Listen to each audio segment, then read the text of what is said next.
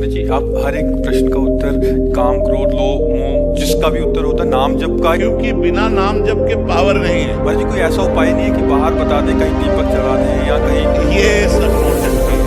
अगर ऐसा हो तो 10-20 दिन की लेकर के चला दो, हमें बताओ, तुम्हें लाभ मिल जाए। कुछ नहीं होने वाला। बिना अंदर के तुमने पाप किया है, अंदर के चिंतन से। ध्यान दीजिए, अंदर आपने कामना की और शरीर से आपके पाप हुआ। अब अंदर से कैसे ठीक होगा? अंदर नाम जब ठीक करेगा। सांप बैठा है बिल के अंदर, ऊपर सैकड़ों लाठी जमा दो, उसको कोई फर्क पड़ेगा क्या? बिल के अंदर घुस के मारा जाए तब वो मरेगा। तो इस शरीर रूपी बिल के अंदर बैठा हुआ पाप है, उस पाप को मारने के लिए नाम जपना अत्यंत आवश्यक है। गंगा पाप नष्ट कर सकते, लेकिन पाप की प्रवृत्ति भजन नष्ट करेगा। पाप किया, गंगा नहाया, फिर पाप किया, तो मतलब क्या रहा गंगा नहाने से? पाप की प्रवृत्ति का नाश होगा तो नाम जप से होगा, भजन से होगा। अगर भजन नहीं करोगे तो हर प्रश्न का उत्तर नाम जप है। अगर नाम जप नहीं करोगे तो समाधान हो ही नहीं सकता। आप करके देख लो, जंतु बंधवा के देख लो, हवन करवा के देख लो, कलावा बंधवा के देख लो, कुछ नहीं होने वाला। राम राम राम राधा राधा राधा। मुझे वो अच्छा लगता है कि कुछ जैसे पंडित जी कर ले ठीक रहेगा, बट हमें कुछ ना करना पड़े। तुम करो पाप, पंडित जी करे जब, तो तुम्हारा कल्याण हो जाएगा। ऐसे हो जाएगा? नहीं, ऐसा कदापि नहीं हो सकता, कदापि नहीं हो सकता।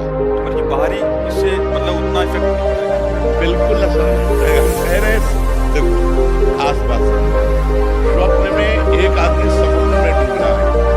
अब वो कह रहा बचाओ, आवाज बाहर रूप से निकली, मैं समुद्र में डूब रहा हूँ, बचाओ। अब हम लोग सैकड़ों तैराक उसके सामने एकत्रित कर दें, नौकाएं एकत्रित कर दें, क्या वो बच सकता है? एक उपाय केवल है, जगा दो उसे। समझ रहे हो ना? उसे जगा दो। अब एक बूंद पानी नहीं, जब वो समुद्र में डूब रहा था। ऐसे ही ये जगत माया प्रपंच है। जब तक ज्ञान नहीं होगा, जब तक भजन नहीं होगा, जैसे उसका एक ही उपाय केवल जगा देना है। आप सैकड़ों तैराक एकत्रित कर लो, बचा नहीं सकते उसको। नौका, जल जहाज नहीं बचा सकते। क्यों? वो स्वप्न में डूब रहा है। उसको जगा दो, बस उसका स्वप्न टूट जाए, वो जग गया, अब वो बच जाएगा। जो सपने सिर काटे कोई, बिन जागे दुख दूर न हो। ऐसे ही जब तक आपको ज्ञान नहीं होगा, तब तक आप रोते रहोगे जगत के मोह में, राग में, काम में, क्रोध में, लोभ में। थोड़ा दान पुण्य किया, थोड़ा पाप नष्ट हुआ, फिर पाप किया, फिर इससे काम बनेगा। पाप की जड़ का नाम, और पाप की जड़ है पाप की प्रवृत्ति। उस प्रवृत्ति में जब तक ज्ञान नहीं जागृत होगा, तब तक बात नहीं बनेगी। इसलिए खूब नाम जप करना अत्यंत अनिवार्य है। और कैसे पता लगेगा कि हमारे पाप नष्ट हो रहे हैं और हो गए हैं? जैसे जैसे पाप नष्ट होते जाएंगे, चिंता सुख है, ये सब नष्ट होता जाएगा। हाँ, अपने आप हृदय में आने लगेगा मैं निष्पाप हूँ। अपने आप हृदय में आने लगेगा मेरे पाप कम हो रहे हैं। अपने आप अनुभव में आएगा।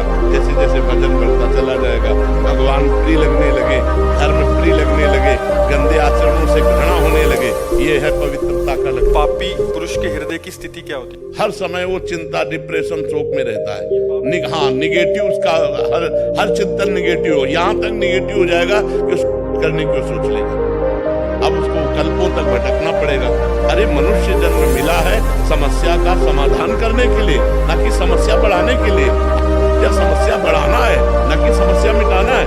लोग समझते नहीं, सोचते आप कर देंगे तो हम समस्याओं का निदान कर लिया, और घोर समस्या में फंस गए। समस्या का निदान करने का उपाय मनुष्य शरीर था, उसको खो दिया। अब तो सवाल नहीं उठता। 83,99,999 योनियों में एक भी योनि ऐसी नहीं है जिसमें आप भजन करके भगवान को प्राप्त कर ले। 84 लाख योनि की पूर्ति मनुष्य शरीर से होती है।